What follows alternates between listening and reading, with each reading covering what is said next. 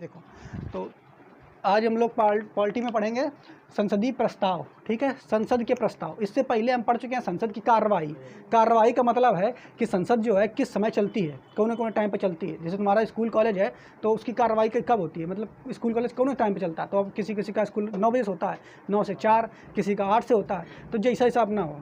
तो ऐसे ही संसद की कार्रवाई होती है, यानी संसद भवन में जो ये लोग कार्य करते हैं इनका कार्रवाई कब से कब होती है। तो हमने आपको बताया था कितने बजे सुबह शुरू होती है, 11 बजे शुरू होती है। 11 से लेकर के कितने बजे तक, 12 तक ये पहला घंटा होता है। ठीक है, इसको हम प्रश्नकाल कहते हैं। फिर 12 से लेकर के 1 तक ये दूसरा घंटा होता है, इसको क्या कहते हैं, शून्यकाल कहते हैं। इसको क्या कहते हैं, शून्यकाल। ठीक है, फिर इसके बाद 1 से लेकर के 2 तक लंच करते हैं, ये खाना पीना खाते हैं, हाँ, जैसे तुम लोगों का लंच होता है। तो 12 से 1 प्रश्नकाल, 11 से 12 प्रश्नकाल, 12 से 1 क्या होता है, शून्यकाल। 1 से 2 शून्यकाल में क्या करते हैं, लड़ाई झगड़ा करते हैं, एक दूसरे पे बहस करते हैं। 1 से 2 में क्या होता है, लंच होता है।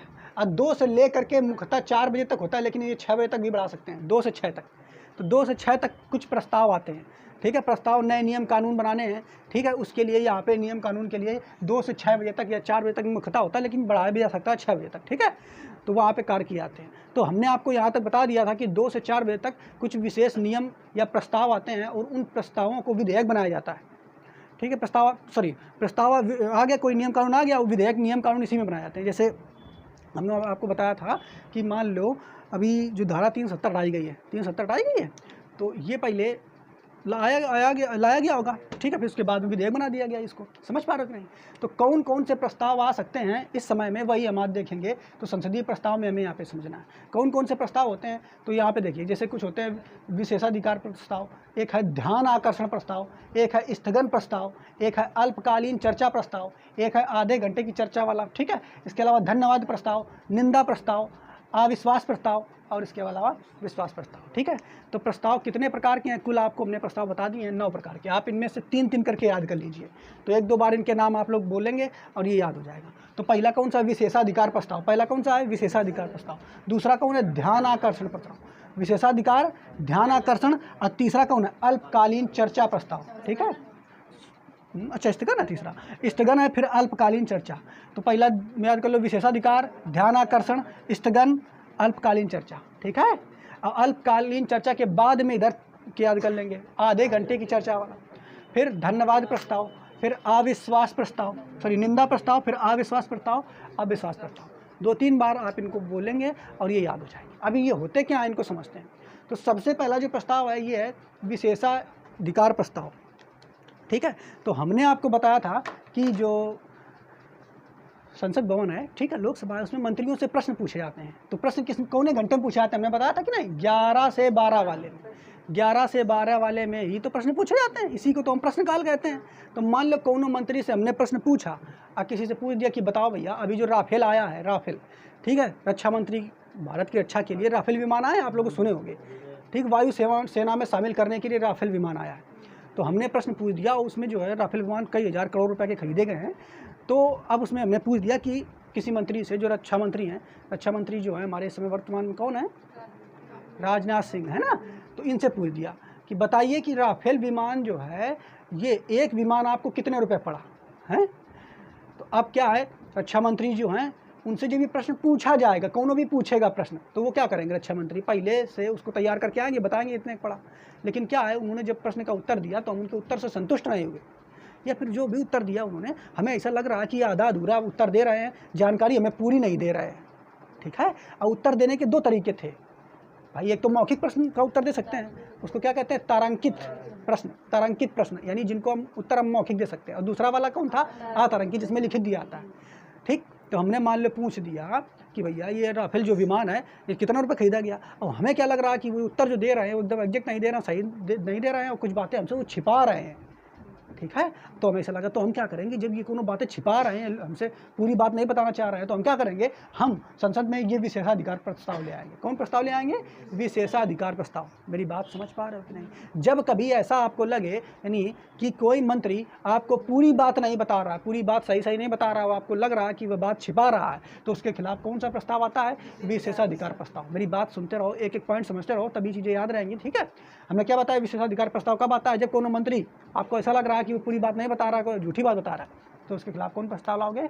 विशेषाधिकार प्रस्ताव। मेरी बात समझ पाए कि नहीं? तो विशेष परिस्थितियों में कौन प्रस्ताव आता है? विशेषाधिकार प्रस्ताव। इसमें कोई मंत्री अगर कोई बात छिपा रहा होता है तो उसके खिलाफ ये वाला प्रस्ताव लाया जाता है। तो बात ये भी लिखा हुआ, जब कोई मंत्री पूरी जानकारी नहीं देता तब विशेषाधिकार प्रस्ताव लाया जाता है। अगला प्रस्ताव कौन सा? ध्यान आकर्षण प्रस्ताव। कौन सा प्रस्ताव है? ध्यान आकर्षण प्रस्ताव। इसको समझिए बड़ा ध्यान अच्छे से। ध्यान आकर्षण प्रस्ताव क्या है? अब देखिए भाई, भारत देश हमारा बहुत बड़ा है। और इस देश को चलाने के लिए सरकार कहाँ बैठती है? दिल्ली में है। दिल्ली में कहाँ? संसद भवन में है। अब एक चीज़ बताइए, अब दिल्ली में सरकार चलती है, तो दिल्ली से मान लो ये अपना जो प्रदेश है, ये मध्य प्रदेश मान लेते हैं। मध्य प्रदेश में कुछ क्षेत्र है, वहाँ की सड़कें बहुत टूटी हुई हैं, है, ये बहुत टूटा हुआ है। अब क्या है, उधर जो वहाँ की सड़कें बहुत ज़्यादा टूटी है, लोग वहाँ से गुजरते हैं तो उनको बड़ी दिक्कत होती है। अब क्या है, मंत्री परिषद में इतना उनको सब बात, भाई इतना बड़ा देश है, सारी बातें उनको थोड़ा ज्ञात रहेंगी। तो क्या होगा, ऐसा होगा, उस क्षेत्र का जो सांसद होगा, मान लो उस क्षेत्र का मतलब मध्य प्रदेश में स्थित कोनो जिले का कोनो सांसद होगा, तो वो क्या कहेगा, बताएगा कि भैया हमारे क्षेत्र में देखो ये क्षेत्र, ये जो सड़क गई है, ये बहुत टूटी हुई है, बहुत जर्जर है, ठीक है। तो ये जा करके उस क्षेत्र का सांसद जा करके वहाँ कहेगा, मंत्री वहाँ पे खड़े होकर के, कहाँ पे? संसद भवन में, लोकसभा में। वो जा करके जब बैठक हो रही होगी लोकसभा की, तब वहाँ पे कहेगा, बताएगा वहाँ पे कि देखो हमारे जो क्षेत्र है मध्य प्रदेश का, वहाँ पे एक सड़क है और वो सड़क जो है बहुत ज़्यादा टूटी हुई है, ठीक है, तो उसको बनवाने की कृपा करें। बात मेरी समझ पाए कि नहीं? या मान लो कोनो पिछड़ा क्षेत्र है, ठीक है, मान लो यूपी में ही कोई पिछड़ा क्षेत्र है, वहाँ पे जो निकलने के लिए गंगा नदी है कोई बड़ी सी बह रही है, अब निकलने के लिए, आवागमन के लिए वहाँ पे कोई बढ़िया सा पुल नहीं है, ठीक है। पुल है भी तो वो जर्जर है, टूटा हुआ है, ठीक है। अब टूटा हुआ तो सरकार को ध्यान कौन दिलाएगा? तो सरकार को ध्यान कौन दिलाएगा? उस क्षेत्र का सांसद। जैसे ये कानपुर क्षेत्र है, तो कानपुर क्षेत्र में कहीं पे अगर ज़्यादा मतलब कोनो जगह ऐसी है कि कोई नया पुल बना, वो टूट गया है, अब इसको ध्यान दिलाने के लिए कौन ध्यान दिलाएगा? इस क्षेत्र का, जो इस क्षेत्र का सांसद होगा। तो इस क्षेत्र का सांसद वहाँ जब जाएगा, कहाँ जाएगा? वहाँ बैठा होगा संसद भवन में, वो लोकसभा में, तो वहाँ जब बैठक चल रही होगी तब ये प्रस्ताव लेकर के आएगा, ध्यान आकर्षण, यानी ध्यान आकर्षित कराएगा किनका? उस क्षेत्र के मंत्री का, ठीक है। जब पुल टूटा हुआ तो कौन क्षेत्र के मंत्री को बताएगा? सड़क एवं परिवहन मंत्री। किसको बताएगा? सड़क एवं परिवहन मंत्री। और कौन है वर्तमान समय में सड़क एवं परिवहन मंत्री? नितिन गडकरी, ठीक है। तो मेरी बात समझ पाया कि नहीं? क्लियर? तो मेरी बात ये समझिए कि कौनो भी क्षेत्र में, अब मान लो ऐसे समझ लो, कौनो स्कूल, मान लो हमारे सिराजपुर का क्षेत्र है, ठीक है, तो सिराजपुर इस क्षेत्र में क्या है, ये कानपुर में पड़ता है, तो यहाँ पे क्या हो गया कि एक स्कूल है, स्कूल बहुत ज़्यादा नहीं है, एक स्कूल है वो टूटा फूटा है बहुत, वहाँ उस टूटे फूटी बिल्डिंग में बच्चे पढ़ते हैं, ठीक है। तो ये बात जो है यहाँ की जनता अपने सांसद तक पहुँचाएगी, हैं, और सांसद तक ये जब बात पहुँचेगी तो सांसद क्या करेंगे, इसी बात को वहाँ पे उठाएंगे संसद भवन में, और वहाँ पे फिर कौन ये प्रस्ताव लाएंगे? ध्यान आकर्षण प्रस्ताव लाएंगे। मेरी बात समझ पा रहे हो? यानी ध्यान आकर्षित कराएंगे उन मंत्रियों का कि देखो हमारे ज़िले में, हमारे जहाँ से हम सांसद हैं वहाँ पे ऐसी दिक्कत है और आप यहाँ पे विकास के लिए कुछ कार्य कीजिए। तो ध्यान आकर्षण प्रस्ताव क्या है? किसी लोकहित सार्वजनिक विषय पर संबंधित मंत्री को, संबंधित मंत्री मतलब अगर शिक्षा वाला मंत्री है, शिक्षा संबंधित पर समस्या है तो शिक्षा मंत्री से कहेंगे, रोड से संबंधित समस्या है तो सड़क एवं परिवहन मंत्री से कहेंगे, ठीक है। तो हमने क्या बताया? किसी लोकहित, लोक मतलब जो लोगों के हित में हो, सार्वजनिक विषय पर संबंधित मंत्री को सूचित करने के लिए ये वाला प्रस्ताव लाया जाता है। लोक हित में हो, ये नहीं केवल अपने हित में हो। अब इसका मतलब ये थोड़ा कि कोनो एक आदमी की समस्या हो, हैं, एक आदमी की समस्या के तो हमारी नौकरी नहीं लग रही तो हमें नौकरी लगवा, तो तुम्हें नौकरी तो सरकार से दिला देगी, जब तुम पढ़ोगे नहीं तब तो थोड़ा नौकरी दिला देगी। तो लोक हित में वो चीज़ होनी चाहिए, लोक हित में बहुत सारे लोग उससे परेशान हो, तो वो वाली समस्या के लिए ध्यान आकर्षण प्रस्ताव लाया जाता है। मेरी बात समझ पाए? तो पहला प्रस्ताव विशेषाधिकार कब लाया जाता है? जब कोनो मंत्री आपको सही जानकारी नहीं दे रहा होता तो उसके लिए विशेषाधिकार प्रस्ताव लाया जाता है। लेकिन यदि ध्यान आकर्षण प्रस्ताव कब लाया जाता है? तुम्हारे क्षेत्र में अगर कोई ऐसी जगह है जहाँ पे विकास कार्य नहीं हुआ है तो उस क्षेत्र के लिए उस आपका वहाँ का सांसद जो होगा वो वहाँ पे लोकसभा में ये प्रस्ताव लाएगा। कौन प्रस्ताव लाएगा? ध्यान आकर्षण। इसका बाद देखो अगला कौन सा प्रस्ताव है? स्थगन प्रस्ताव। स्थगन प्रस्ताव क्या होता है इसको समझते हैं। इसका नाम है स्थगन। स्थगन का मतलब होता है रद्द कर देना। स्थगन का मतलब क्या होता है? रद्द कर देना। तो इसको मतलब समझिए, देखो अब जैसे ये समझिए, हम यहाँ पे क्लास आपको पढ़ा रहे हैं, अभी क्लास चल रही है, आप लोग बैठे हुए बढ़िया से पढ़ रहे हो, तो यहाँ काम क्या हो रहा है, पढ़ने वाला हम पढ़ा रहे हैं और यहाँ पढ़ने वाला काम हो रहा है। अचानक का जाए कोचिंग में किनारे बम फूट जाए इधर बम फूट जाए, तो हम लोग ये पढ़ाई वाली बातें करेंगे क्या? तुरंत ये कोचिंग को स्थगित कर देंगे, हटो जल्दी, तो कहाँ फूट गया यहाँ से निकलो, भागो। बचने का आप लोग प्रयास करोगे कि नहीं? भाई पहले विचार किस पे होगा? पहले उस पर जो विपदा आ गई है उस पर विचार होगा, ये पढ़ाई वढ़ाई को रद्द कर दिया जाएगा। तो ऐसे क्या होता है स्थगन प्रस्ताव में कि मान लो जो संसद भवन में, लोकसभा में जो बैठकें चल रही हैं, उसमें जिन बातों पे विचार या चर्चा चल रही होती है, तो कभी कभी अचानक क्या होता है, कोई ऐसा विषय आ जाता है जिस पे हमें अचानक उस पर बात करनी पड़ती है। ठीक है, मेरी बात समझ पा रहे हैं? जैसे आप समझिए, अभी वर्तमान समय में ये कोरोना महामारी आ गई, ठीक है, तो क्या हुआ, जितने भी विकास कार्य संसद भवन में चल रहे थे, सरकार ने क्या किया, उनको पहले रद्द किया, उनको स्थगित किया, और क्या किया कि पहले कोरोना से निपटने के लिए उन्होंने विचार विमर्श करना शुरू कर दिया। मेरी बात समझ पाए कि नहीं? तो कभी कभी जब ऐसा होता है कि किसी अचानक कभी क्या हो जाए, आपात या आकस्मिक मुद्दे पर चर्चा के लिए पहले से चल रही चर्चा को रोका जाए। मतलब इसका मतलब क्या हुआ कि अगर जो पहले से चल रहे जो विषय हैं उनको रोक दिया जाए, ठीक है, अचानक कोनो आपदा आ जाए या विपत्ति आ जाए उस पर चर्चा करने के लिए, ठीक है, तो कौन प्रस्ताव लाया जाता है? स्थगन प्रस्ताव। मेरी बात समझ पा रहे हो कि नहीं? यानी स्थगन प्रस्ताव कब आता है कि जो चर्चा पहले से चल रही होती है संसद भवन में उसको रोका जाए, और जो विशेष आपात स्थिति आ गई, मान लो जैसे अभी वर्तमान समय में क्या है, नरेंद्र मोदी जी जो है देश को चलाने के लिए बहुत सारी चर्चाएं होती रहती हैं, लेकिन क्या हो जाए, अचानक चाइना युद्ध पर अपने देश पर हमला कर दे, तो तुरंत स्थगन प्रस्ताव आ जाएगा। स्थगन प्रस्ताव आ जाएगा कि ये वाली मीटिंग रद्द करो जी, ये बातें हो रही देश की विकास वाली, इसको सब रद्द करो, पहले चाइना से निपटो, है, तो स्थगन प्रस्ताव लाया जाएगा। और जो बातें अब विशेष होंगी कि चाइना से निपटने के लिए, उससे युद्ध से निपटने के लिए हम क्या करें, तो उस पर बातें होंगी। तो स्थगन प्रस्ताव में क्या होता है, जो पहले बातें चल रही होती है, पहले चर्चा चल रही होती है, उसको रद्द किया जाता है।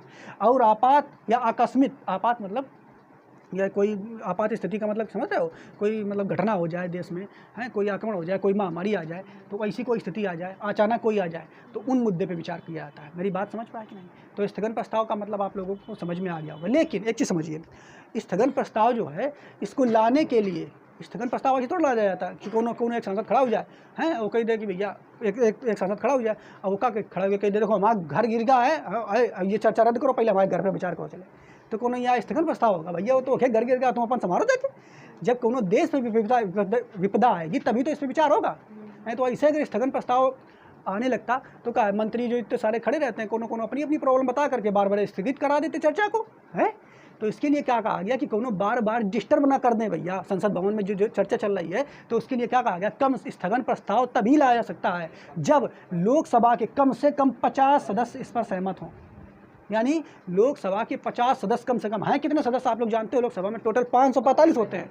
अब उन 545 में 50 सदस्य ये कहें हाँ भैया ऐसी स्थिति है, जैसे कोरोना आ गया था तो 50 का 545 पूरे कहेंगे, हैं, लेकिन कम से कम 50 सदस्य ऐसा कहें कि भैया ऐसी स्थिति विपत्ति देश पर आ गई है, और जो तुम ये बातें कर रहे हो देश की विकास वाली, इनका एक कोने धरो, हैं, अब पहले फिर विचार करो, ठीक है। तो कम से कम 50 सदस्य होने चाहिए स्थगन प्रस्ताव को लाने के लिए, कम से कम उनका हस्ताक्षर होना चाहिए। बड़ी बात समझ पा रहे हैं? ज़्यादा से ज़्यादा कितने भी हो जाए। अब एक चीज़ और, जब स्थगन प्रस्ताव लाया जाएगा तो जिस विषय पर लाया गया हो उस पर चर्चा कितने समय तक चलेगी, ये भी बात तो आपको याद रखना है। चर्चा मतलब उस पर बातें कितने समय तक होगी, उसको हल कितने समय के लिए किया जाएगा, तो वो 2.5 घंटे आपको याद रखना है। कितने घंटे याद रखना है? 2.5 घंटे। मेरी बात समझ पाए कि नहीं? ठीक है। तो जब भी स्थगन प्रस्ताव लाया जाएगा तो क्या होता है, स्थगन प्रस्ताव में आपको उम्मीद है समझ में आ गया होगा। स्थगन प्रस्ताव में क्या है, जो पहले की चर्चाएं चल रही होती है उनको रोक करके जो आकस्मिक आपातकाल मुद्दे आए हैं उन पर चर्चा की जाती है। और स्थगन प्रस्ताव जो होता है ये कम से कम संसद के कितने सदस्य लाएंगे? 50 सदस्य लाएंगे। और इस पर चर्चा कितनी देर तक होगी? 2.5 घंटे तक होगी। कितने घंटे तक होगी? इसके बाद फिर अगला देखो कौन सा है, एक है अल्पकालीन चर्चा। ये क्या है इसको समझिए, अल्पकालीन चर्चा, और इसी के साथ में है आधे घंटे की चर्चा। ठीक है। यहाँ पे एक चीज़ और समझने लायक है, जैसे एक सप्ताह में कितने दिन होते हैं बच्चों, आप लोगों को पता है? 7 दिन होते हैं। तो 7 दिन, संडे तो छुट्टी रहती है सभी लोगों की, है स्कूल में, वैसे इनकी भी छुट्टी रहती है। ठीक है। तो अब 6 दिन कार्य करेंगे। तो 6 दिन में क्या होता है कि शुरू के जो मतलब 3 दिन होते हैं, सप्ताह के 3 दिन होते हैं, उसमें स्थगन प्रस्ताव वाली जो चीज़ें होती हैं उन पर विचार चलेगा, लेकिन यानी 2.5 घंटे काम चलेगा उस पर। लेकिन बाकी के जो 3 दिन होते हैं उनमें क्या होता है, उनमें क्या होता है कि अल्पकालीन चर्चा और आधे घंटे की चर्चा, ये दोनों एक साथ चलता है। मेरी बात समझ पाए कि नहीं? जैसे जैसे हम मान लें सोमवार मंगल बुध 3 दिन हो गए, तो 3 दिन स्थगन प्रस्ताव के बारे में काम चलेगा, अगर कोरोना चल रहा था अभी तक, ठीक है, तो 3 दिन ये काम चलेगा। लेकिन बुध के बाद फिर बृहस्पति शुक्र शनिवार, तो क्या चलेगी? अल्पकालीन चर्चा और आधे घंटे की चर्चा, ये दोनों चलेंगी एक साथ, 3 दिन ये 3 दिन ये। लेकिन इसमें भी आपको समझना है मेरी बात, पहले अल्पकालीन चर्चा के, तो ये कौन सा सब्जेक्ट आप बता देंगे, इसका मतलब क्या है, इसमें कौन सी चर्चा होगी? तो इसमें देखो सार्वजनिक महत्व का विषय होता है। तो सार्वजनिक महत्व का विषय क्या होता है? जैसे देखो भारत में बहुत सारी जातियाँ रहती हैं, हिंदू मुस्लिम सिख ईसाई, बहुत सारी जातियाँ रहती हैं। अब इसमें क्या होता है कि इसमें मुद्दा ये देखा है कि हिंदू मुस्लिम आपस में लड़ ना जाएँ, ये भी तो राष्ट्रीय हित का मुद्दा है कि अगर आपस में लड़ देंगे तो भैया देश विभाजित होगा कि नहीं, हमारे अखंडता पे कुछ ना कुछ प्रभाव पड़ेगा इससे। तो ये भी राष्ट्रीय हित का मुद्दा है कि नहीं? बताओ भाई, सार्वजनिक महत्व का मुद्दा है कि नहीं? ठीक, तो ऐसे मुद्दे जो देश के लिए सार्वजनिक महत्व का, सभी के लिए महत्वपूर्ण जरूरी है, तो उसमें क्या होता है, उसमें अल्पकालीन चर्चा की जाती है, उन मुद्दों पर अल्पकालीन चर्चा की जाती है। लेकिन कुछ मुद्दे और ऐसे होते हैं जो और ज़रूरी होते हैं, मतलब वो ज़रूरी हैं, लेकिन वो क्या है, परमानेंटली उतने ज़रूरी नहीं, अभी उतने ज़्यादा ज़रूरी नहीं। जैसे क्या है, देखो वर्तमान समय में प्रदूषण एक बहुत समस्या है समस्या कि नहीं? इसके अलावा हमारे देश में, या हमारे देश का वर्ल्ड की बात करें तो ग्लोबल वार्मिंग आप लोग जानते हो? ग्लोबल वार्मिंग का मतलब होता है पृथ्वी का तापमान लगातार बढ़ रहा है ना। तो मौसम वैज्ञानिक ये लोग कहते हैं कि भाई लोग आप लोग पोल्यूशन कम फैलाइए, वरना पृथ्वी का तापमान जो है बढ़ता जाएगा। तो ये भी तो एक चिंता का विषय है, लेकिन ये क्या है, अभी आपको वो उतना दिक्कत नहीं दे रहा है, तो इस पर भी चर्चा होनी चाहिए। तो इसके लिए क्या है, आधे घंटे की चर्चा अलग से की जाती है, ठीक है। तो 2 घंटे की चर्चा यहाँ पे होती है जो राष्ट्र के हित में, यानी इसमें अगर चर्चा नहीं हुई तो मान लो इधर हिंदुओं की अपना जागरण वाली माता जी की टोली जा रही है, उधर मुसलमानों की ईद और उसकी आ रही है, अब आपस में दोनों समुदाय लड़ गए तो हो सकता है दंगा फैल जाए देश में। तो भैया ये ज़्यादा ज़रूरी है, क्योंकि अगर इसको नहीं देखा गया तो ये दंगा फैला देंगे, देश को अभी भी विभाजित कर देंगे। लेकिन ये भी ज़रूरी है, क्योंकि इसको नहीं देखा गया तो धीरे धीरे मौसम बेकार होगा और गर्म होगी जलवायु है, और तो है मानव को जीवित रहना थोड़ा मुश्किल हो जाएगा। तो इसमें भी चर्चा जरूरी है। तो इसमें चर्चा ज़्यादा समय तक होती है, तो हमने क्या बताया, इसमें चर्चा 2 घंटे के लिए होती है और इसमें चर्चा आधे घंटे के लिए होती है, ठीक। तो यह अल्पकालीन चर्चा क्या है, सार्वजनिक महत्व के विषय पर अध्यक्ष के द्वारा सप्ताह में 3 दिन होता है। अध्यक्ष कौन? लोकसभा अध्यक्ष। सप्ताह में 3 दिन, और कितने घंटे की जाती है? ये 2 घंटे। और ये कोई आधे चर्चा की घंटा, ये आधे घंटा में उसका आधे घंटे की चर्चा, तो आधे घंटा ये होती है। देखो 2 घंटा ये, आधा घंटा ये, तो 2.5 घंटा हो गया। और 2.5 घंटे तो वो भी हो रही थी, तो शुरू के 2.5 घंटे वो होती है और लास्ट के सप्ताह के 2.5 घंटे ये दोनों होते हैं, ठीक है। बात समझ में है कि नहीं? सप्ताह के 3 दिन होती है, ठीक। तो उम्मीद है ये तो आपको समझ में आ गए होंगे, विशेषाधिकार समझ में आ गया होगा, ध्यान आकर्षण, स्थगन प्रस्ताव, अल्पकालीन चर्चा ये भी समझ में आ गई होगी, आधे घंटे की चर्चा ये भी समझ में आ गई होगी। अब देखो ये धन्यवाद प्रस्ताव क्या है, इसका नाम है बड़ा अच्छा, धन्यवाद प्रस्ताव। धन्यवाद प्रस्ताव का मतलब तुम लोग बैठे हो, हम को बढ़िया बातें तुम लोगों को बता दें, हाँ समझा दें कि कैसे पढ़ाई लिखाई करना, उसके बाद तुम हमें धन्यवाद दे दो कि हमारे टीचर जो इतनी बढ़िया बातें बताएं, अब पढ़ी हुई जाके घर में है। तो ऐसे क्या, राष्ट्रपति जी जो है वो क्या करते हैं, हमने आपको बताया था अनुच्छेद 87, अनुच्छेद 87 में हमने आपको बताया था कि राष्ट्रपति क्या करते हैं, एक विशेष अभिभाषण जो है वो देते हैं। किनको देते हैं? जब लोकसभा चुन करके आती है, सांसद चुन करके आती है, उसकी पहली वाली बैठक होती है, तभी राष्ट्रपति क्या करते हैं, एक विशेष अभिभाषण देते हैं। उसके अलावा और राष्ट्रपति विशेष अभिभाषण कब देते हैं? जब नया वर्ष संसद सत्र चालू होता है, तब राष्ट्रपति जी अपना विशेष अभिभाषण देते हैं। मेरी बात समझ पाए कि नहीं? लेकिन एक चीज़ समझिए, हमने ये आपको पढ़ाया था अनुच्छेद 87 में, ठीक है, वहाँ जाकर के आप फिर से इनको देख सकते हो वीडियो को। तो हमने क्या बताया, विशेष अभिभाषण जो दिया जाता है, क्या राष्ट्रपति वो अपने मन से देते हैं? राष्ट्रपति अपने मन से नहीं देते हैं, उसको लिख के कौन देता है? मंत्रिपरिषद जो है वो सब लिख करके देते हैं कि राष्ट्रपति जी ये हमने अभी विशेष अभिभाषण तैयार कर दिया, आप जा करके ऐसे बोलोगे लोकसभा में। तो बस राष्ट्रपति देख करके उसको पढ़ते हैं, लेकिन असली में वो खेल किसका होता है? मंत्रिपरिषद का, यानी प्रधानमंत्री नरेंद्र मोदी जो लिखाए होंगे वही वो पढ़ते हैं राष्ट्रपति। मेरी बात समझ पाए कि नहीं? तो भैया जौन चीज़ प्रधानमंत्री नरेंद्र मोदी जी लिखाए होंगे वही राष्ट्रपति पढ़ रहे हैं। तो देखिए मतलब अगर बढ़िया चीज़ें वो लिखाए हैं तो वही राष्ट्रपति जी बढ़िया पढ़ देंगे। तो मतलब अगर बढ़िया चीज़ें लिखी हैं तो क्या होगा, जो सांसद बैठे हुए हैं 545, वो कहेंगे वाह वाह मंत्री जी, राष्ट्रपति जी कितना बढ़िया है, धन्यवाद आपका है। मेरी बात समझ पा रहे हो कि नहीं? तो यहाँ पे ये समझिए कि जो धन्यवाद प्रस्ताव होता है कि जब कभी राष्ट्रपति का विशेष अभिभाषण होता है, होता है तो उसमें क्या है, धन्यवाद प्रस्ताव लाया जाता है। तो धन्यवाद मालूम खड़े थोड़ा कह देंगे धन्यवाद है, वो प्रस्ताव लाते हैं। तो धन्यवाद प्रस्ताव लाएंगे तो इसमें क्या होता है कि जो संसद है, उस संसद में जो लोकसभा है, लोकसभा में हमने आपको बताया कि 545 सदस्य होते हैं, आप लोग जानते हो। 545 में सरकार के कितने होने चाहिए, जिसकी पार्टी है 273, यानी ये आधे से अधिक 50% है। ये कितने हैं, ये 50%। मेरी बात समझ पा रहे हैं?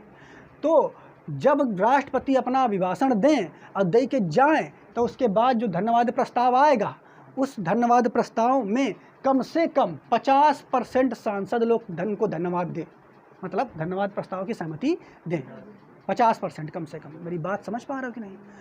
मेरी बात समझने का प्रयास कीजिए कि 50% लोग कह दें कि कितना बढ़िया भाषण दिया है, धन्यवाद राष्ट्रपति जी आपका। नहीं, राष्ट्रपति का धन्यवाद थोड़ा कर रहे हैं वो कर किसका रहे हैं? प्रधानमंत्री का धन्यवाद कर रहे हैं वास्तव में। देखो, डायरेक्ट किसका कर रहा है? राष्ट्रपति का, लेकिन इनडायरेक्ट को पहुंच जाएगा प्रधानमंत्री के पास। मेरी बात समझ पाया कि नहीं? लेकिन कभी अगर ऐसा हो जाए कि भैया ये 50% जो लोग हैं 273, ये धन्यवाद प्रस्ताव जो है 50% से पारित ही ना हो, मतलब 50% लोग जो है धन्यवाद ना दें, 49% लोग ही दें, तो ऐसी स्थिति में क्या होगा? ऐसी स्थिति में ये होगा कि विपक्ष को कहीं ना कहीं लग जाएगा कि भैया जो सरकार है उसके पास पूरी बहुमत नहीं है, मतलब उसके पास 50% यानी 50% का मतलब 273 सांसद उसके पक्ष में नहीं है, तभी तो भैया 50% उसको धन्यवाद प्रस्ताव में नहीं मिला। मेरी बात समझ पाए कि नहीं? जब ऐसी स्थिति आ जाए कि अगर धन्यवाद प्रस्ताव 50% से पारित ना हो, तो क्या होगा? मंत्रिपरिषद को इस्तीफा देना पड़ेगा। क्या देना पड़ेगा? इस्तीफा, अपने पद से मुक्ति देनी पड़ेगी। मेरी बात समझ पा रहे हैं? यानी धन्यवाद प्रस्ताव, देखिए मतलब समझ रहे हो कि नहीं? हमने क्या बताया, जो अभिभाषण राष्ट्रपति ने दिया है वो तैयार किसने किया है? नरेंद्र मोदी ने। तो भैया नरेंद्र मोदी ने अगर तैयार किया है तो नरेंद्र मोदी के सदस्य होने चाहिए, सब सांसद लोग होने चाहिए। तो 50% से अधिक अगर लोग कह रहे हैं हाँ वाह वाह कितना बढ़िया भाषण, तब तो ठीक है, सरकार उनके पक्ष में। लेकिन अगर 50% से कम 40% लोग कह रहे हैं हाँ बढ़िया, बाकी 60% लोग कह रहे हैं बेकार, कौन भाषण बढ़िया नहीं, तो क्या होगा? सरकार भैया उनके जो है ही नहीं पक्ष में। तो जब नहीं है ऐसी स्थिति में तो क्या करना पड़ेगा कि जो जितनी मंत्रिपरिषद है, देखो भाषण देंगे राष्ट्रपति, लेकिन त्याग पत्र किसको देना पड़ेगा? मंत्रिपरिषद को। मंत्रिपरिषद मतलब नरेंद्र मोदी, इनको सबको देना पड़ेगा। तो भाई लोग तैयार करके दिन लो, भाषण लो, हैं तो ले देना पड़ेगा उनको। तो त्याग पत्र किसको देना पड़ेगा? मंत्रिपरिषद को। मेरी बात बताया कि नहीं? हमने मंत्रिपरिषद को त्याग पत्र देना होगा। लेकिन त्याग पत्र तो देना पड़ेगा, लेकिन धन्यवाद प्रस्ताव में मंत्रिपरिषद त्याग पत्र तो देते हैं, लेकिन चुनाव तुरंत नहीं होता है। मेरी बात समझ पाया कि नहीं? इस प्रस्ताव में अगर धन्यवाद प्रस्ताव 50% से पारित नहीं हुआ तो मंत्रिपरिषद को त्याग पत्र तो देना पड़ेगा, लेकिन चुनाव तुरंत नहीं होगा। अब देखो, जैसे अब इसके बाद अब यहाँ पे समझते हैं, जैसे धन्यवाद प्रस्ताव आता है तो उसके तुरंत बाद, क्योंकि जो विपक्षी पार्टी है जैसे वर्तमान में नरेंद्र मोदी जी हैं, तो ये मान लो धन्यवाद प्रस्ताव इनके आया और ये 50% पारित नहीं हुआ, तो उधर कुन्ने में राहुल गांधी बैठे हैं, और राहुल गांधी विपक्षी पार्टी है कि नहीं? तो वो देखेंगे कि भैया धन्यवाद प्रस्ताव नरेंद्र मोदी के खिलाफ पारित नहीं हुआ, तो तुरंत दिमाग में समझ जाएंगे कि इसका मतलब इनके सांसद जो हैं इनके पक्ष में नहीं है 50%। अब इसी के लिए इनका इनकी सरकार गिराने का बहुत बढ़िया मौका है, इनका सरकार गिराने के लिए बहुत बढ़िया मौका है। तो क्या करेंगे? वो तुरंत वो ले आएंगे एक अगला प्रस्ताव है जिसे हम कहते हैं अविश्वास प्रस्ताव। क्या कहते हैं उसे? अविश्वास प्रस्ताव कहते हैं। वो आएगा, और जब ये अविश्वास प्रस्ताव आता है तो सरकार गिरा दी जाती है। अभी हम आपको इसको बाद में पढ़ाएंगे, लेकिन उससे पहले पढ़ेंगे निंदा प्रस्ताव। तो निंदा प्रस्ताव क्या है इसको समझते हैं, ठीक है? इसको हम बाद में बताते हैं। तो यह अविश्वास प्रस्ताव आप लोग सुने भी होंगे कि अविश्वास प्रस्ताव के तहत जो है सरकार लाया गया है, सरकार के खिलाफ, नरेंद्र मोदी के खिलाफ अभी लाया गया था बीच में, ठीक है? लेकिन वो क्या अविश्वास प्रस्ताव उन्होंने साबित कर दिया था कि मेरे पास 50% ज़्यादा सांसद है, तो उससे लाने का कोई मतलब नहीं है, ठीक है? तो देखो इधर, तो निंदा प्रस्ताव क्या होता है?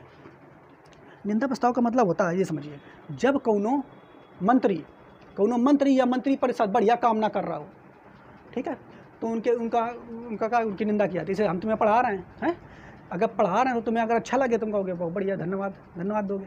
लेकिन तुम्हें पढ़ा रहे हैं तो तुम बगल में क्या पढ़ाते, पगला एकदम है मास्टर, बिल्कुल बुराई करोगे, तो अगर वो होगा निंदा, हमारी निंदा होगी कि नहीं? ऐसे अगर मान लो जो मंत्री हैं अब बढ़िया काम करते हैं तो उनका धन्यवाद प्रस्ताव दिया जाता है, धन्यवाद प्रस्ताव के तहत। लेकिन निंदा प्रस्ताव में क्या, अगर बेकार काम कर दिया तो कहते ये मंत्री बड़ा बेकार है, कोई काम ही नहीं करता, घूसखोर है, पैसा तो मिलता, सब अपना पेट भर लेता, वो काम कुछ नहीं करता, तो वो वहाँ पर लाया था निंदा प्रस्ताव। मेरी बात समझ पाए? निंदा प्रस्ताव एक मंत्री या पूरी मंत्रिपरिषद के खिलाफ लाया जा सकता है, ठीक है? मेरी बात समझ पाए कि नहीं? तो समस्त मंत्रिपरिषद या मंत्री के विरुद्ध यह लाया जाता है। लेकिन अगर 50% से अधिक, अब मान लो निंदा प्रस्ताव आया, ठीक है, निंदा प्रस्ताव आया और निंदा प्रस्ताव में जो 50% से अधिक मंत्री वो लोग बैठे हैं, सांसद लोग, वो सही कर दिए, हाँ भैया सही कह रहे हो, ये नेता बहुत बेकार है। 50% लोग अधिक लोग कह दिए कि हाँ बेकार है नेता, ये मंत्रिपरिषद बेकार है। तो क्या होगा, इस स्थिति में फिर मंत्रिपरिषद को इस्तीफा देना पड़ेगा कि भैया या तो ये इसमें इस्तीफा देना पड़ता है धन्यवाद प्रस्ताव में, या निंदा प्रस्ताव में इस्तीफा देना पड़ता है। निंदा प्रस्ताव कब आता है, कोई भी मंत्री कैसा कार्य कर रहा है या मंत्रिपरिषद कैसा कार्य कर रहा है, तो उसके लिए निंदा प्रस्ताव आता है। और निंदा प्रस्ताव पर अगर 50% लोगों ने पारित करवा दिया, सहमति दे दी अपनी कि हाँ यार सही कह रहे हो, बहुत बेकार मंत्रिपरिषद, आओ इसको। 50% कौन लोग, तुम लोग नहीं, जो लोकसभा में सांसद बैठे हैं वो 50% लोग कहेंगे, ठीक है। तो वो लोग कहेंगे सब, तो फिर क्या है, निंदा प्रस्ताव पारित हो जाएगा और मंत्रिपरिषद के जो लोग हैं उनको इस्तीफा देना पड़ेगा। लेकिन यहाँ पे भी चुनाव नहीं होगा, इस्तीफा तो दुआ दिया जाएगा लेकिन चुनाव नहीं होगा। जब कभी भी या तो ये प्रस्ताव धन्यवाद प्रस्ताव आ जाए या फिर निंदा प्रस्ताव पारित हो जाए, तो इन दोनों प्रस्तावों में देखो, धन्यवाद प्रस्ताव अगर 50% से पारित हो गया तब तो कोई दिक्कत नहीं, लेकिन 50% से कम में पारित हुआ तो क्या इस्तीफा देना पड़ेगा, उसके तुरंत बाद अविश्वास प्रस्ताव लाया जाएगा, ठीक। क्योंकि इसमें जो है मंत्रिपरिषद इस्तीफा देती है, सरकार के लिए चुनाव दोबारा इसमें नहीं कराए जाते, ठीक है। यहाँ पे भी निंदा प्रस्ताव में मतलब ये पारित हो गया, अगर 50% लोगों ने कह दिया हाँ भैया बेकार है, तो क्या यहाँ सभी सांसदों को इस्तीफा देना पड़ेगा, लेकिन चुनाव फिर यहाँ भी नहीं होंगे। और जैसे इनमें से कोनो एक पारित हो गया, ये पारित हो गया और ये मतलब पारित नहीं हुआ, 50% से कम आया, तो क्या होगा, तुरंत विपक्ष बैठी रहती है कि अच्छा अब सरकार गिराने का बहुत बढ़िया मौका है, तुरंत ये क्या कर देंगे, तुरंत अविश्वास प्रस्ताव लाएंगे। क्या लाएंगे, अविश्वास प्रस्ताव, ठीक। तो इसमें याद रखना, अविश्वास प्रस्ताव का मतलब क्या है, अविश्वास नाम है उसका, अविश्वास प्रस्ताव, अविश्वास मतलब विश्वास नहीं है, हैं। तो इसके जैसे आया, जैसे मतलब इन दोनों में से कोनो पारित हो गया ये वाला, ठीक है, तो राहुल गांधी देखेंगे, कहेंगे देखो नरेंद्र मोदी से उदाहरण दे रहे हैं, ये किसी का भी हो सकता है। तो अभी वर्तमान में नरेंद्र मोदी की सरकार है, राहुल गांधी विपक्षी है, तो अगर इसी मान लो ये निंदा प्रस्ताव पारित हो गया तो तुरंत राहुल गांधी क्या करेंगे, कहेंगे भैया हमें नरेंद्र मोदी जी आपकी सरकार पे विश्वास नहीं है, आपके पास 50% से अधिक सीटें नहीं हैं, हम आपके खिलाफ अविश्वास प्रस्ताव लाते हैं। जहाँ ये अविश्वास प्रस्ताव लाएंगे तो हमने क्या बताया, जैसे अविश्वास प्रस्ताव आया और आने के बाद अगर ये फिर 50% लोगों से पारित कर दिया गया तो सरकार गिर जाएगी, और सरकार गिर गई तो फिर पुनः दोबारा चुनाव होंगे। मेरी बात समझ पाए कि नहीं, क्लियर, ठीक है। तो एक चीज़ और देखिए, ये भी याद रखना है, पूछेगा कि अविश्वास प्रस्ताव कौन लाता है, तो अविश्वास प्रस्ताव हमेशा विपक्ष लाता है। विपक्ष का मतलब दूसरी पार्टी, से बीजेपी की है सर वर्तमान समय में, तो कौन लाएगा, कांग्रेस लाएगा, ठीक है। विपक्षी का जो दर्जा प्राप्त होगी पार्टी वही लाएगी। इसके अलावा जो अविश्वास प्रस्ताव है, ठीक है, ये जो संसद के सत्र होते हैं, एक सत्र में एक बार लाया जा सकता है। इसका मतलब क्या होता है, अगर ऐसा मान लो ये ऐसा प्रस्ताव बना दिया गया होता तो विपक्षी पार्टी क्या करती, मान लो कोनो काम करने जा रही है मोदी सरकार, अब कह देती खड़े कि हमका तुम पर विश्वास नहीं है, चलो सिद्ध करके दिखाओ, लई आती है अविश्वास प्रस्ताव, बार बार अविश्वास प्रस्ताव लेकर के आती, तो वो बार बार सिद्ध करते ही घूमते रहते, भैया काम देश का कब होता है।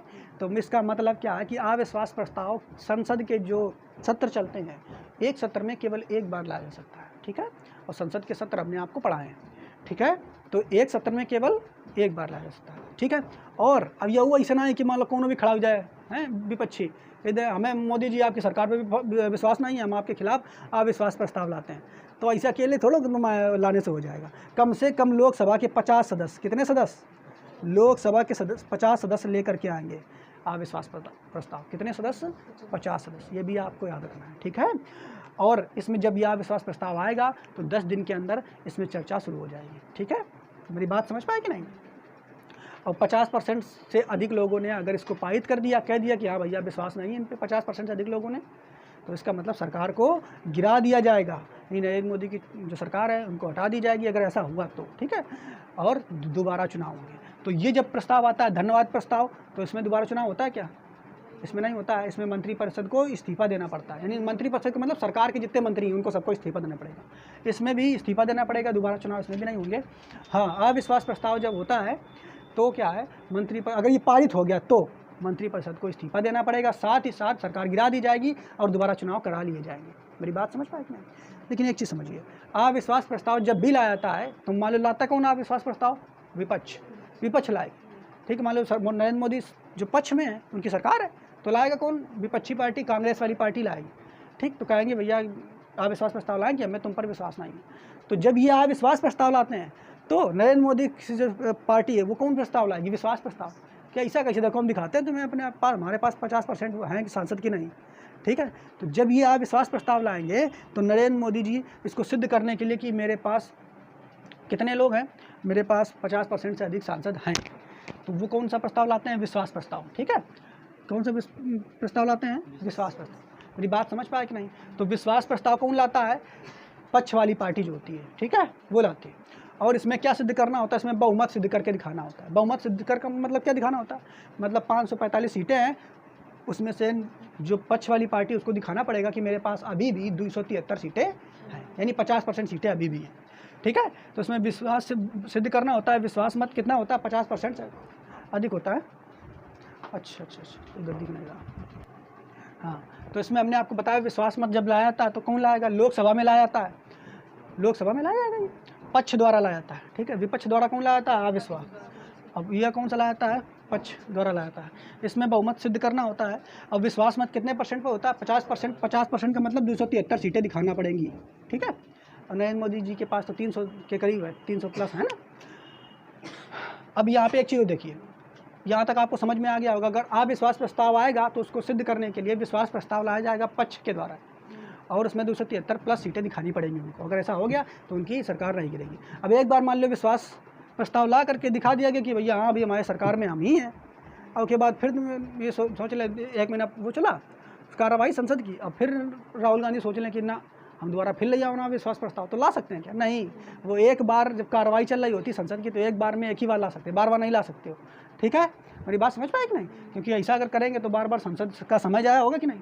देखो, और यहाँ पे समझते हैं कि जो अविश्वास प्रस्ताव है, अभी तक आप लोगों को ये पता नरेंद्र मोदी जी के खिलाफ भी लाया जा चुका है, ठीक है।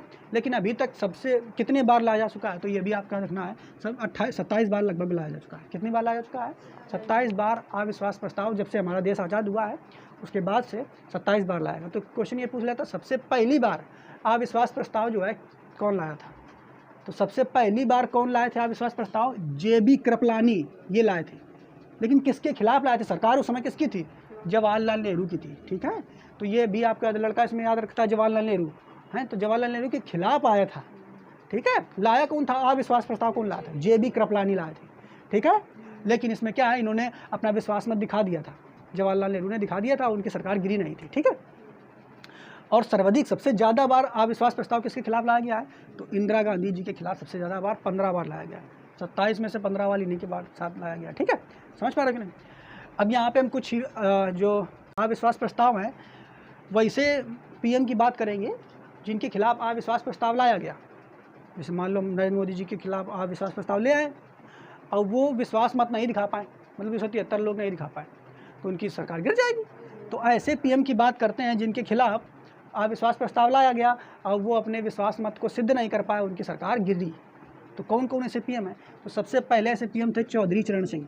पहले कौन थे, आपसे क्वेश्चन डायरेक्ट पूछेगा कि सबसे पहले ऐसे भारत के प्रधानमंत्री कौन हैं जिनके खिलाफ अविश्वास प्रस्ताव लाया गया था और वह विश्वास मत सिद्ध नहीं कर सके थे, हैं, यानी उनकी सरकार गिर गई थी। तो कौन सबसे पहले ऐसे थे, चौधरी चरण सिंह सबसे पहले ऐसे थे जो कि विश्वास मत सिद्ध नहीं कर सके थे। उसके बाद दूसरे कौन है, VP सिंह, तीसरे चंद्रशेखर। चौधरी चरण सिंह, VP सिंह, चंद्रशेखर, ठीक है। तो 3 लोगों को याद रखोगे, चौधरी चरण सिंह, VP सिंह, चंद्रशेखर, यानी इनके खिलाफ अविश्वास प्रस्ताव लाया गया, लेकिन ये उस अविश्वास प्रस्ताव में विश्वास मत नहीं दिखा पाए, उनकी सरकार को गिरना पड़ा। और लास्ट जो है हमारे अटल बिहारी वाजपेयी जी, अटल बिहारी वाजपेयी जी जब इनकी सरकार के खिलाफ अविश्वास प्रस्ताव लाया गया था तो केवल और केवल एक मत से ये अपना बहुमत खो दिए थे। एक मतलब 273 दिखाना होता है, लेकिन इनकी ये 272 ही दिखा पाए और इसलिए इनकी सरकार को गिरना पड़ा था, ठीक है। तो इन्होंने लेके उस समय कहा था कि हम जरूर एक बार एक मत से, जो अटल बिहारी वाजपेयी वो बढ़िया प्रधानमंत्री थे भारत के, है ना। और इन्हीं के समय अटल बिहारी वाजपेयी और उस समय राष्ट्रपति इनके साथ में APJ अब्दुल कलाम थे, इनका कॉम्बिनेशन बहुत बढ़िया था, हैं। दोनों लोग बहुत ही बढ़िया काम भारत के लिए किए थे। तो जब इनकी सरकार गिरी थी तो इन्होंने कहा था कि एक समय ऐसा ज़रूर आएगा कि आज तो हम एक सांसद की कमी से हमारी सरकार गिर रही, लेकिन एक दिन ऐसा ज़रूर आएगा कि BJP के जो है का झंडा यहाँ पे लहराएगा जरूर, है ना। तो आज ऐसा ही समय है कि BJP के पास देखो कोई कमी नहीं है सांसदों की, ठीक है। समझ पा रहे कि नहीं। तो ये बहुत बढ़िया प्रधानमंत्री, तो उम्मीद है आपको ये समझ में आया होगा। विशेषाधिकार समझ में आ गया। विशेषाधिकार तुरंत एक बार रिकॉल कर लेते हैं। विशेषाधिकार ऐसे मंत्री के लिए लाया जाता है जिससे प्रश्न पूछा आता है वो सही उत्तर नहीं देते हैं। दूसरा, ध्यान आकर्षण, ध्यान आपके क्षेत्र में अगर कोनो विकास कार्य रुका हुआ है तो क्या है, वहाँ का सांसद वहाँ पे जा करके आप ध्यान आकर्षित कराएगा उनको, ठीक है। तो ये प्रस्ताव। स्थगन प्रस्ताव क्या होता है, मान लो कोनो चर्चा चल रही है, अब बीच में आपातकालीन कोनो स्थिति आ गई, ठीक है, तो वो पुरानी चर्चा को स्थगित करके जो विशेष स्थिति आई है उस पर चर्चा होगी। स्थगन प्रस्ताव में कितने सदस्य कम से कम होने चाहिए, 50 होने चाहिए। इसकी चर्चा कितने घंटे चलती है, 2.5 घंटे चलती है, ये भी याद रखना है आपको, ठीक है। अल्पकालीन चर्चा कुछ ऐसे मुद्दे होते हैं जो जरूरी होते हैं, ठीक है, सार्वजनिक महत्व के लिए होते हैं, तो अल्पकालीन चर्चा उसके लिए लाई जाती है। ये कितने घंटे की होती है, 2 घंटे की होती है। सप्ताह में कितने दिन चलती है, 3 दिन चलती है, ठीक है, समझ पाए। इधर देखते हैं आधे घंटे की चर्चा, जैसे जलवायु वाली चीज़ें हो गई, प्रदूषण वाली चीज़ें हो गई, तो इससे संबंधित चर्चा इसमें होती है आधे घंटे में, है ना। और ये आधे घंटे में चलती है, सप्ताह के 3 दिन में चलती है। इसकी और अध्यक्षता कौन करता है, लोकसभा अध्यक्ष इसकी करते हैं। धन्यवाद प्रस्ताव जब लाया जाता है तो उसमें क्या होता है, राष्ट्रपति का अभिभाषण होता है जो कि अनुच्छेद 87 में है। और इसमें क्या बताया गया है कि धन्यवाद प्रस्ताव अगर 50% से पारित हो गया तो ठीक है, अगर 50% से नहीं पारित हुआ तो क्या होगा, मंत्रिपरिषद को इस्तीफा देना पड़ेगा, लेकिन इसमें चुनाव तुरंत नहीं कराए जाएंगे। इसके बाद निंदा प्रस्ताव में क्या आता है, कोनो मंत्री या मंत्रिपरिषद के खिलाफ ला सकता है, और इसमें 50% से अगर पारित हो गया तो मंत्रिपरिषद को इस्तीफा देना पड़ेगा, ठीक है, लेकिन चुनाव यहाँ पर भी नहीं होंगे। इसके बाद अविश्वास प्रस्ताव लाया जाता है। अविश्वास प्रस्ताव जो है विपक्ष पार्टी द्वारा लाया जाता है। किसके द्वारा लाया जाता है, विपक्ष पार्टी द्वारा लाया जाता है। और कैसे लाता है, विपक्ष कम से कम लोकसभा के 50 सांसद लोग लाएंगे, कम से कम 50 सदस्य लाएंगे, ठीक है। और जब ये सत्र चल रहा होता तो एक सत्र में ही एक बार में लाया जाता है। इसके अलावा अगर ये पारित हो गया तो क्या, सरकार को गिरा दिया जाता है और पुनः चुनाव करा लिया जाता है, ठीक है। और ये भी हमने आपको बताया, पहला विश्वास प्रस्ताव कौन लाया था, JB कृपलानी किसके विरुद्ध लाए थे, जवाहरलाल नेहरू के विरुद्ध लाए थे। अब तक कितनी बार लाया जा चुके, 27 बार, और सबसे ज़्यादा किसके बार लाया, इंदिरा गांधी के खिलाफ लाया इसमें। इसके बाद विश्वास मत क्या होता है, विश्वास मत में जो पक्ष पार्टी है वो अपना भी दिखाती है कि मेरे पास देखिए अभी 273 सीटें हैं, इससे ज़्यादा सीटें हैं, तो ये विश्वास प्रस्ताव होता है, ठीक है। इसमें विश्वास प्रस्ताव ऐसे, अब हमने अब ये भी बता दिया कि ऐसे PM जिनके खिलाफ अविश्वास प्रस्ताव लाया गया था लेकिन वो विश्वास मत को सिद्ध नहीं कर पाए थे, कौन कौन है, तो 4 लोग हैं, चौधरी चरण सिंह, VP सिंह, इसके अलावा चंद्रशेखर और अटल बिहारी वाजपेयी। उम्मीद है आपको ये समझ में आया होगा पूरा कॉन्सेप्ट, तो आप उसको नोट कर लें।